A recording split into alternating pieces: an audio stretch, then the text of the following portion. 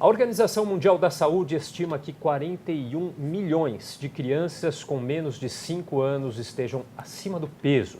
Bom, e para falar sobre o aumento da obesidade infantil, nós recebemos a doutora Denise Leles, que é pediatra da Liga de Obesidade Infantil do Hospital das Clínicas da Faculdade de Medicina da USP e pediatra e nutróloga do Departamento de Obesidade Infantil da Associação Brasileira para o Estudo da Obesidade e da Síndrome Metabólica. Tudo bem, doutora? Tudo bem, obrigada pelo convite, é uma honra estar aqui. Obrigado pela presença. Bom, para a gente entender, então, a obesidade infantil é um problema crônico mundial. Como que o Brasil se apresenta também nessa questão? Quer dizer, a situação do Brasil é semelhante ao que a gente observa no restante dos países? Sim, é um problema, a gente pode chamar de crônico, que aumentou nos últimos 40 anos no mundo inteiro, cerca de 50% nas crianças nos últimos 40 anos. O Brasil, sim, já está nesse conjunto de países que tem muita obesidade infantil. A gente está quase igual aos Estados Unidos em relação à obesidade, cerca de 15% a 17%, e existe uma diferença entre meninos e meninas. Os países da América Latina têm mais meninos obesos do que meninas. É uma tendência no Brasil, por exemplo, em São Paulo, tem estudo dizendo que existem 29% dos meninos com sobrepeso e apenas 15% das meninas com sobrepeso. Então, existe uma diferença. E há uma explicação para essa diferença? Existem algumas teorias, uma delas é a nossa própria percepção de que o menino tem que ser um pouco mais gordinho e essa insistência para comer, e até uma necessidade do menino de gastar mais energia, de correr mais, e a gente não está possibilitando isso, por conta do sedentarismo da televisão, do tablet e das próprias escolas. Então, esse é um dos fatores aí que contribuem para essa obesidade infantil. Quais Sim. os outros, de maneira geral? É um quebra-cabeça e a gente não sabe quantas peças tem. Eu sempre respondo isso. Tem uma questão genética muito grande, mas parece que o ambiente, que é justamente onde a gente pode agir, é mais impactante até do que a genética.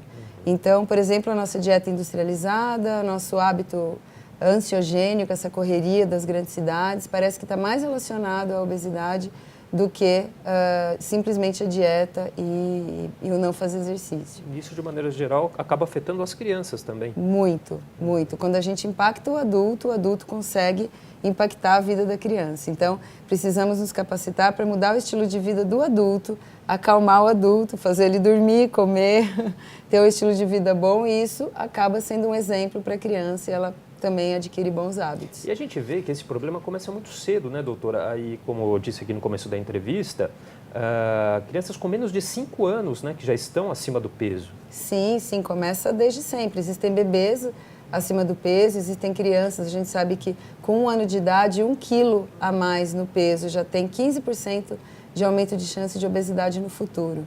Né? Então, a relação com a comida, essa insistência para mamar toda hora, a própria gestação está extremamente relacionada com a obesidade infantil. É um grande quebra-cabeças. Com certeza. Agora, em questão de alimentos, assim, o que a gente pode dizer? Qual que é o grande vilão aí? É a gordura, é o açúcar, né? O carboidrato de maneira geral? Esse é um assunto polêmico, eu vou te dar a minha opinião. É a falta de equilíbrio, né? A gente preza hoje pela não dicotomização dos alimentos. Claro, existem alimentos muito ruins que devem ser evitados, mas se você comer de forma equilibrada, muito provavelmente você vai poder comer de tudo e não vai precisar excluir um tipo de nutriente da sua dieta. Hoje a gente preza pelo prato saudável do Guia Alimentar Brasileiro, que é metade do prato de verduras e legumes, a outra metade carboidrato e proteína. Se a gente comer mais ou menos assim o dia inteiro e fizer um pouco de exercício, provavelmente vai ficar tudo bem. Tá certo. Bom, a gente vai fazer um rápido intervalo, mas a doutora Denise continua com a gente no próximo bloco.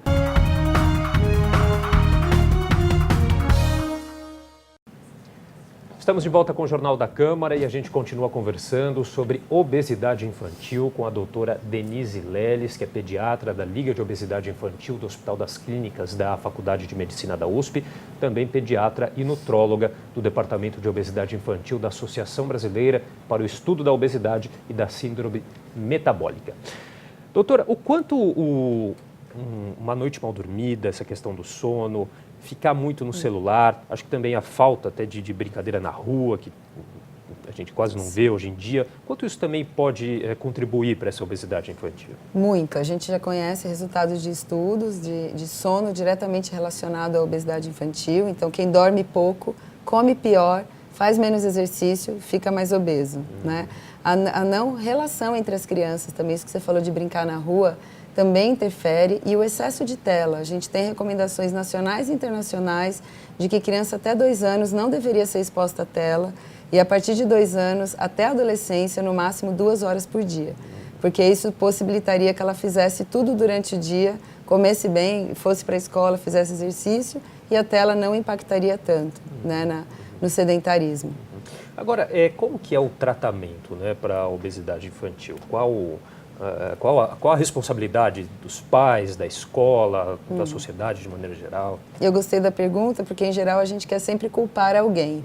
E não existe um culpado. É um contexto. Se coubesse falar de um culpado, certamente não seriam os pais. Eu acho muito injusto a gente falar isso, né? Porque a gente está inserido num contexto que envolve um papel da escola, envolve o papel do profissional de saúde e também dos pais. Então, o tratamento é multidisciplinar.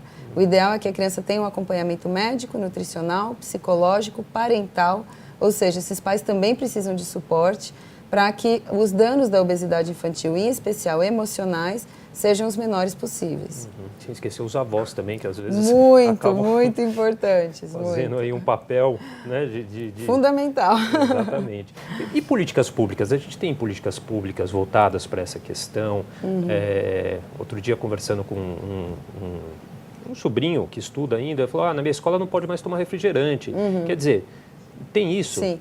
Infelizmente, ainda não é uma regra para todo mundo, existe um movimento mundial, né? Estamos na década da nutrição, definido aí pela Organização Mundial de Saúde, estamos cuidando disso, mas no Brasil o movimento é para redução do consumo de bebidas açucaradas, aumento de exercício físico e melhora das possibilidades nas escolas, só que nem todas as escolas ainda entraram nisso, é uma coisa meio individual, né? Então eu falo no consultório que a gente faz o movimento de baixo para cima. Então eu começo orientando as mães para que essas mães orientem outras mães da escola para que isso vire uma verdade na escola. Muitas escolas ainda não têm, infelizmente, essa noção, né, do quanto é importante a alimentação na escola. Então a proibição do refrigerante, das bebidas açucaradas nas escolas seria um primeiro passo. E é muito importante porque a escola é um ambiente educativo e deveria ser educativo em todos os sentidos. Não faz sentido uma criança aprender a comer errado dentro da escola. Até a questão emocional, que muitas vezes acaba influenciando diretamente na questão alimentar, né? Para a gente finalizar, a OMS calcula aí que até 2022 o número de crianças obesas no mundo deve ultrapassar as crianças abaixo do peso. A gente está falando aí de daqui a 4 anos, né? É possível mudar essa estatística, essa previsão aí, doutora? Você está conversando com uma pessoa otimista. Eu sempre acho que sim. Eu jamais falaria que não, né? Todos os números da obesidade infantil são sempre pessimistas, mas eu acho que se a gente pensar assim, a gente não faz mais nada. Então, sim, é possível mudar e, na minha opinião, a resposta está no estilo de vida, tá? Então, a gente tem aí os pilares de um estilo de vida saudável, né? Dormir bem, redução de estresse, comer melhor, e se você comer menos industrializado, para mim já está ótimo. Fizer exercício físico, ter boas relações. A contrapartida do trabalho, a contrapartida da escola tem que ser lazer, tem que ser amigo, né? Enquanto a gente pensar só no resultados, a vida fica ansiogênica e a gente não melhora a saúde. Tá certo. Não é fácil, mas é possível, né? É possível, com certeza. Tá bom. Eu queria agradecer a participação da doutora Denise Leles, que é pediatra da Liga de Obesidade Infantil do Hospital das Clínicas da Faculdade de Medicina da USP, também pediatra e nutróloga do Departamento de Obesidade Infantil da Associação Brasileira para o Estudo da Obesidade e da Síndrome Metabólica. Doutora, muito obrigado pela participação. Muito obrigada, eu que agradeço pelo convite.